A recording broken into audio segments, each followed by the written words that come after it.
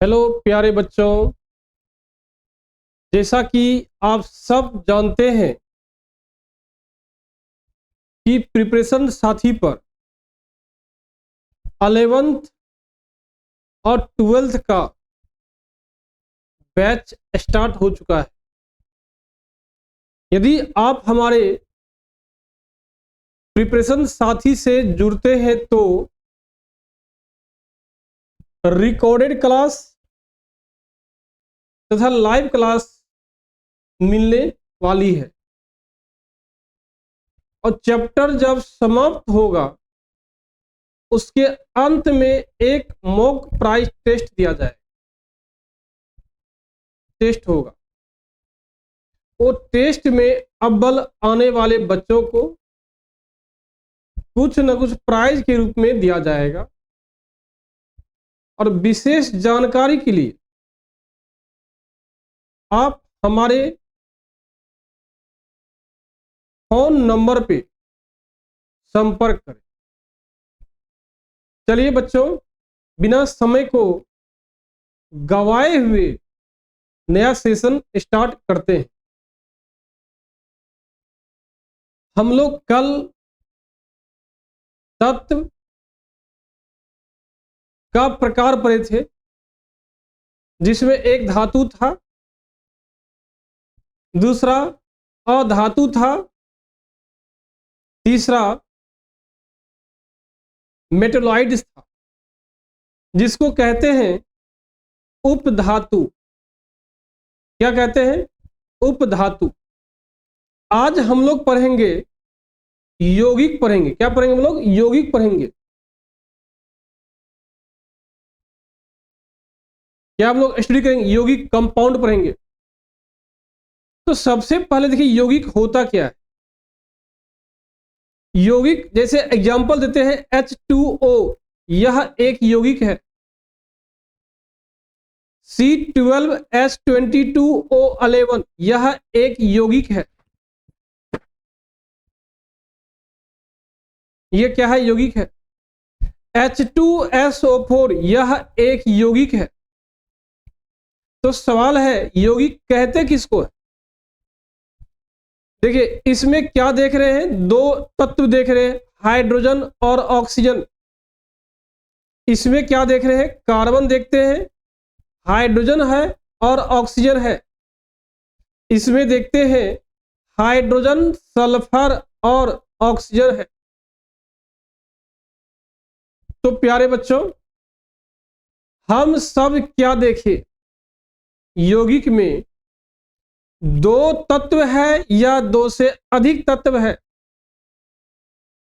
तो आप कह सकते हैं पहला पॉइंट, यौगिक में दुनिया का कोई भी यौगिक क्यों ना हो, उसमें कम से कम दो तत्व निश्चित तौर पर होगा।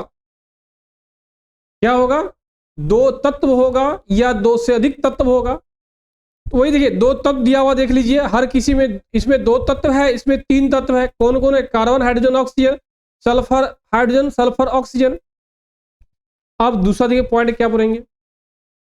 जब अलग अलग तत्वों के दो या दो से अधिक परमाणु आपस में रिएक्शन करके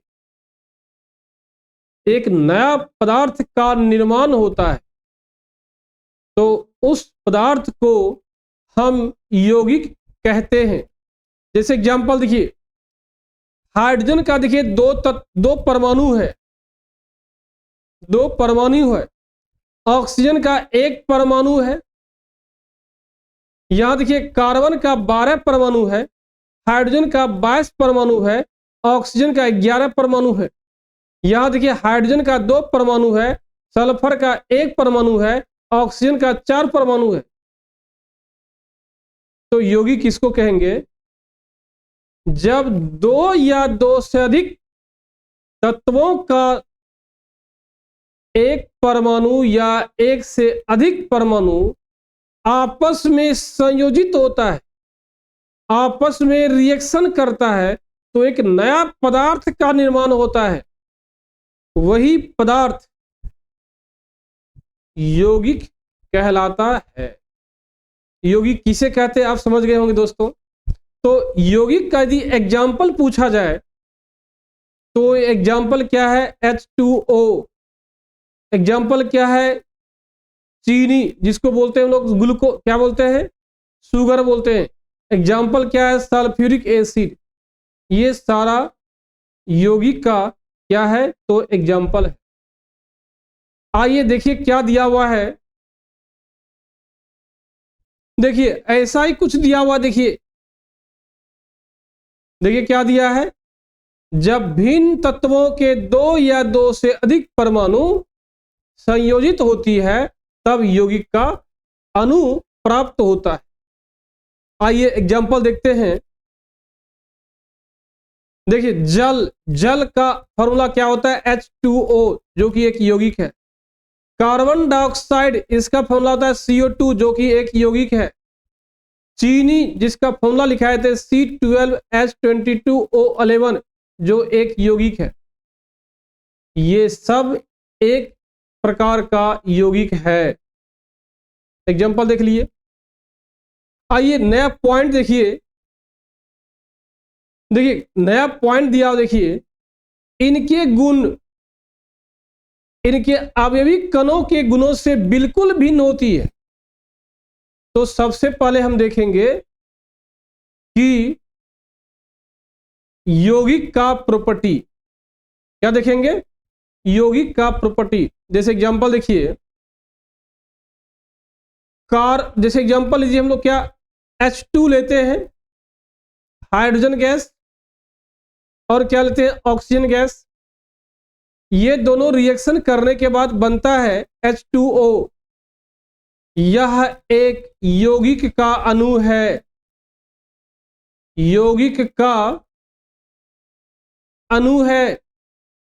ये भी अणु है, लेकिन ये अणु है तत्व का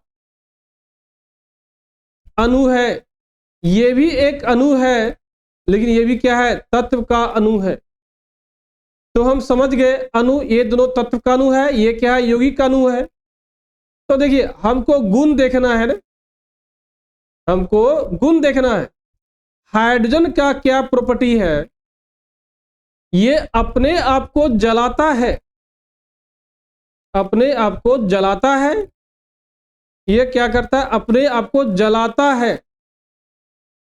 और ये क्या करता है, जलने में सपोर्ट करता है। क्या करता है, जलने में सपोर्ट करता है, सपोर्ट करता है। ये जलता है, अपने आप को जलाता है, लेकिन ये जलने में सपोर्ट करता है। लेकिन जब रिएक्शन कर जाता है दोनों, तो क्या बन जाता है, जल बन जाता है। जा देखिए इसका गुण देखिए क्या है, इसका गुण देखिए क्या है, और इसका गुण देखिए क्या है। जो यौगिक का गुण है ये दोनों के गुणों से क्या है, बिल्कुल अलग है। इसलिए यहां लिखा हुआ है इनके गुण। इनके गुण का मतलब क्या है, यौगिक का गुण। इनके गुण का मतलब क्या है, यौगिक का गुण, यौगिक का गुण। इनके अवयवी तत्वों के गुणों से बिल्कुल अलग होती है। देखिए ना, ये यौगिक है, ये क्या उसका तत्व है, हाइड्रोजन एक तत्व है, ऑक्सीजन एक तत्व है। जो प्रॉपर्टी हाइड्रोजन का है, जो प्रॉपर्टी ऑक्सीजन का है, ये दोनों की प्रॉपर्टी से बिल्कुल अलग है। इसका यौगिक जल का प्रॉपर्टी, यही देखिए यहां पे लिखा हुआ है, देख लीजिए। इनके गुण इनके अवयवी कणों, अवयवी तत्वों की गुणों से बिल्कुल अलग होती है। जैसे एग्जांपल देखिए लिया गया है, एक डायग्राम से समझते हैं। देखिए समझते हैं डायग्राम से हैं। देखिए ये बता रहे कोशिश करा अणु कैसे बनता है। देखिए ऑक्सीजन एक अणु है। देखिए ये बताने की कोशिश करा अणु का निर्माण कैसे होता है। देखिए ऑक्सीजन ये है, यह एक तत्व है, तत्व का परमाणु ऑक्सीजन है। ये भी ऑक्सीजन तत्व है जिसका परमाणु ऑक्सीजन है। ये दोनों जब आपस में रिएक्शन कर लेता है, कंबाइन कर लेता है, तो O2 का निर्माण होता है और O2 के बीच में देखिए क्या बन रहा है, डबल बॉन्ड बन रहा है। देख लीजिए ये क्या है, डबल बॉन्ड बन रहा है। देख लीजिए, देखिए क्या डबल बॉन्ड का निर्माण होता है। तो हम कैसे समझते हैं डबल बॉन्ड का निर्माण होगा? ऑक्टेट बनाने के लिए, ऑक्टेट बनाने के लिए जब 4 इलेक्ट्रॉन का शेयरिंग होगा, 2 नहीं 4, जब 4 इलेक्ट्रॉन का शेयरिंग होगा ऑक्टेट बनाने के लिए, तो डबल कोवलेंट बॉन्ड का निर्माण होगा। क्या होगा? डबल कोवलेंट बॉन्ड का निर्माण होगा। देखिए यहां पे क्लियर दिया हुआ, देखिए कितना इलेक्ट्रॉन का शेयरिंग देखिए दिया हुआ है। देखिए 4 इलेक्ट्रॉन का शेयरिंग देख लीजिए, क्लियर दिख रहा है ना, 1 2 3 4। इसलिए यहां जो बन रहा है, क्या बन रहा है? डबल कोवलेंट बॉन्ड बनेगा। कोई डाउट क्या? आइए देखते हैं नया क्वेश्चन, देखते हैं नया पॉइंट। देखिए एग्जांपल देखिए लिया गया है, देखिए क्या एग्जांपल लिया गया है। हाइड्रोजन, देखिए अच्छे देखिए इसको, आप क्या ये बताने की कोशिश कर रहा है।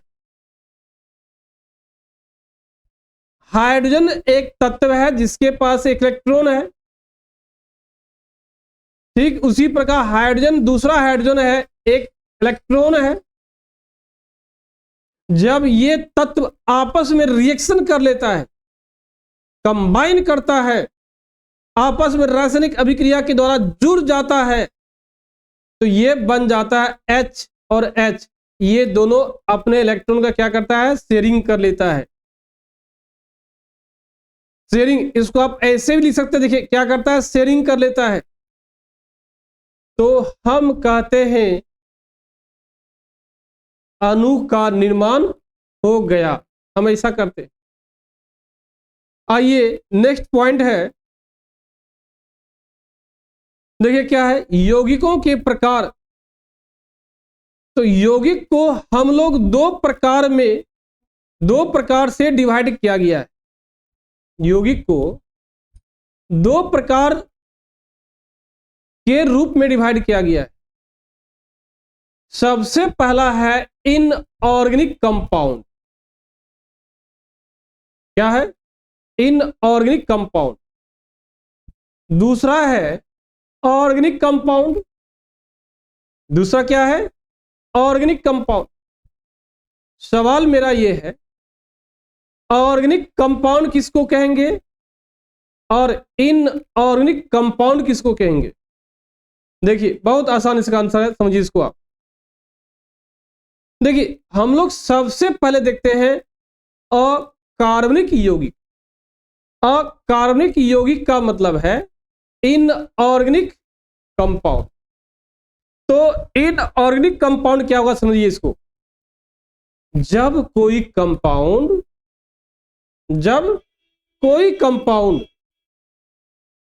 कार्बन को छोड़कर किसी दूसरे तत्व के परमाणु के द्वारा बनी हो, वह यौगिक क्या कहलाती है? अकार्बनिक यौगिक कहलाती है। जैसे एग्जांपल देखिए SO2। SO2 भी एक यौगिक है। वह कौन सा यौगिक है? तो इनऑर्गेनिक यौगिक है। SO3 यह भी एक कंपाउंड है, यह भी एक यौगिक है। लेकिन सवाल यह है कौन सा यौगिक है? तो ये यौगिक है इनऑर्गेनिक कंपाउंड, अकार्बनिक यौगिक। जैसे आप कह सकते हैं H2SO4, ये भी एक यौगिक है। कौन सा यौगिक है? अकार्बनिक यौगिक। तो दोस्तों, तो आप इसका डिफिनेशन कह सकते हैं, ऐसा यौगिक जिसमें कार्बन नहीं हो। ऐसा यौगिक जिसमें कार्बन नहीं हो उसी यौगिक को हम कहते हैं अकार्बनिक यौगिक कहते हैं। क्या बोलते हैं? अकार्बनिक यौगिक कहते हैं, जिसे इंग्लिश बोलते हैं इनऑर्गेनिक कंपाउंड कहते हैं। जैसे एग्जांपल आप देख लिए ना। आइए देखते हैं कार्बनिक यौगिक किसे कहते हैं हम लोग हैं। तो कार्बनिक यौगिक ऐसा यौगिक होता है जो कार्बन के मिलने से बना होता है। जैसे एग्जांपल देखिए, क्या है? C2H2, यह एक क्या है? कार्बनिक यौगिक है। CH4, यह एक क्या है? कार्बनिक यौगिक है। C2H6, यह एक क्या है? कार्बनिक यौगिक है। तो हम आसानी से कह सकते हैं ऐसा यौगिक जो कार्बन या कार्बन किसी दूसरे तत्वों के संयोग से बना होता है, ऐसे ही यौगिक को कहते हैं हम लोग क्या? कार्बनिक यौगिक कहते हैं। तो सवाल यह है, अकार्बनिक यौगिक प्राप्त किससे होता है? तो हम कह सकते हैं वे यौगिक हैं जो चट्टान और खनिज जैसे निर्मित सजीवों से प्राप्त होते हैं। नहीं समझे आप? अकार्बनिक यौगिक किसको बोलते हैं? अकार्बनिक यौगिक जो है वे यौगिक है जो चट्टान और खनिज जैसे निर्जीव स्रोत से प्राप्त होता है। ऐसे ही यौगिक को क्या बोलते हैं? अकार्बनिक यौगिक कहते हैं। जैसे एग्जांपल देखिए क्या है, उससे कई सारा आपको एग्जांपल बता चुके थे। एक एग्जांपल देखिए क्या है, NaCl किससे? सी वाटर से प्राप्त होता है। देखिए कार्बन इसमें है क्या? कार्बन नहीं है। मार्बल CaCO3, देखिए क्या? निर्जीव चट्टान से प्राप्त होता है। धोबन सोडा NaHCO3 खनिज से प्राप्त होता है। जिप्सम का फॉर्मूला है CaSO4.2H2O, देखिए क्या? कार्बन है क्या? ये क्या? खनिज से प्राप्त होता है। तो आप कह सकते हैं ये अकार्बनिक यौगिक जो है ऐसा यौगिक है जो खनिज एवं चट्टान जैसे निर्जीव स्रोत से प्राप्त होती है। ऐसे ही यौगिक को हम कहते हैं इनऑर्गेनिक या अकार्बनिक यौगिक कहते हैं। दूसरा देखिए पॉइंट, देखिए क्या है? कार्बनिक यौगिक किसको कहते हैं? वे यौगिक जो जंतु या पादप, या आप कह सकते हैं वे यौगिक जो सजीव जगत से प्राप्त होती है, उसे हम लोग क्या बोलते हैं? उसको क्या बोलते हैं? कार्बनिक यौगिक कहते हैं। क्या बोलते हैं? कार्बनिक यौगिक कहते हैं। ये वे यौगिक है जो पादप और जंतुओं से प्राप्त होती है। कहने मीन्स क्या? जंतु और पादप क्या है? सजीव वस्तु है। जंतु और पादप क्या है? सजीव वस्तु है। जो यौगिक सजीव वस्तु से प्राप्त होती है वही कहलाती है कार्बनिक यौगिक कहलाती है। सभी कार्बनिक यौगिक में कार्बन और इनके मूल अवयव के रूप में पाया जाता है। कहने मीन्स क्या? जितना भी कार्बनिक यौगिक है, मैंने जस्ट इसके पहले बताया हूं, जितना भी कार्बनिक यौगिक है सब में कार्बन का रहना बहुत ही जरूरी है। यदि कार्बन रहता है तो आप कह सकते हैं 90% संभावना है वो कि कौन सा यौगिक है? कार्बनिक यौगिक है, ऑर्गेनिक कंपाउंड है। आसानी से हम कह सकते हैं।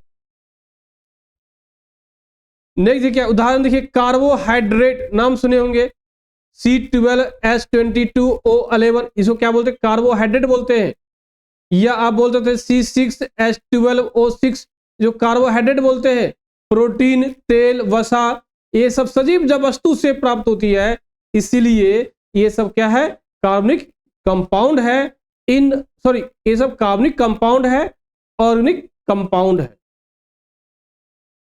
आइए कार्बनिक यौगिक देखिए क्या आता है, भौतिक गुण। यौगिक के संघटक को समान भौतिक विधि द्वारा पृथक नहीं किया जा सकता। जैसे देखिए क्या, C12H22O11 यह भी एक क्या है, कार्बनिक यौगिक है। इसे आप कहेंगे कार्बन को अलग कर दिया जाए, हाइड्रोजन को अलग कर दिया जाए, ऑक्सीजन को अलग कर दिया जाए, अलग होगा, लेकिन सामान्य भौतिक विधि से अलग नहीं होगा। हम कहां बोल रहे हैं अलग नहीं होगा, अलग तो होगा, लेकिन सिंपल सरल भौतिक विधि के द्वारा ये अलग नहीं होगा। तो आप कह सकते हैं क्या, जितना भी आपका कार्बनिक यौगिक है, उस सभी यौगिक को यदि आप चाहते हैं एक दूसरे से अलग कर दें तो अलग होगा जरूर, लेकिन एक विशेष प्रकार का मेथड अप्लाई होगा, बिना उस मेथड का उपयोग किए हुए संभव नहीं है। तो आप कह सकते हैं सिंपल विधि के द्वारा वो अलग नहीं हो सकता है, हम आसानी से कह सकते हैं। आइए यौगिक का गुण देखिए क्या है। यौगिक का सबसे पहला गुण है, यौगिक जिस किसी कंपोनेंट से बना हो, यौगिक जिस किसी कंपोनेंट से बना हो। जैसे वाटर देखिए है, वाटर का कंपोनेंट क्या है, एक हाइड्रोजन है, दूसरा ऑक्सीजन है। वाटर का कंपोनेंट क्या है, एक हाइड्रोजन है, दूसरा क्या है, ऑक्सीजन है। तो हाइड्रोजन ऑक्सीजन दो अलग अलग कंपोनेंट से वाटर बना है। देखिए इसका अलग प्रॉपर्टी है, इसका क्या है, अलग प्रॉपर्टी है। ये ऑक्सीजन किसी चीज को जलाने में सपोर्ट करता है, ये खुद को जलाता है और एनर्जी प्रोड्यूस करता है। लेकिन जब दोनों आपस में रिएक्शन कर जाता है तो जल का निर्माण होता है, और जल का प्रॉपर्टी देखिए ये दोनों से क्या होता है, बिल्कुल अलग होता है। आइए नेक्स्ट क्वेश्चन देखते हैं। देखिए नेक्स्ट पॉइंट देखिए दिया हुआ है, यौगिक के बनने में ऊर्जा प्रचुर मात्रा में उत्सर्जित होती है या अवशोषित होती है। देखिए यह सब मिसप्रिंट हो गया है, यहां प्रचुर मात्रा में उत्सर्जित दे दिया है। उत्सर्जित होती है तथा प्रचुर मात्रा में एनर्जी ग्रहण भी करती है। कहने में क्या है, आप यौगिक बनाइए, यौगिक बनने में क्या होता है, उष्मा जो है, ऊर्जा जो है बाहर निकलता भी है, और कभी कभी ऐसा यौगिक बनता है कि जब तक आप एनर्जी नहीं दीजिएगा यौगिक का निर्माण नहीं होगा। तो दोस्तों यौगिक के बनने के दौरान, यौगिक के बनने के दौरान एनर्जी रिलीज भी हो सकती है। रिलीज में छोड़ना, एनर्जी छोड़ भी सकती है और एनर्जी ग्रहण भी कर सकती है। ये क्या है, यौगिक का गुण हो जाएगा। ये पहला गुण हो गया, ये दूसरा गुण हो गया। तीसरा गुण देखिए क्या है, अब ये भी पदार्थ यौगिक में भार के विचार से निश्चित अनुपात में रहती है। ये तो डिफिनेशन भी पढ़ा था आपको हम। जैसे एग्जांपल देखिए क्या है, H2O भार के विचार से बोला गया है। अब किसी भी सोर्स से वाटर को लीजिए, हर किसी में हाइड्रोजन देखिए कितना होगा, 2 ग्राम होगा, ऑक्सीजन कितना होगा, 16 ग्राम होगा।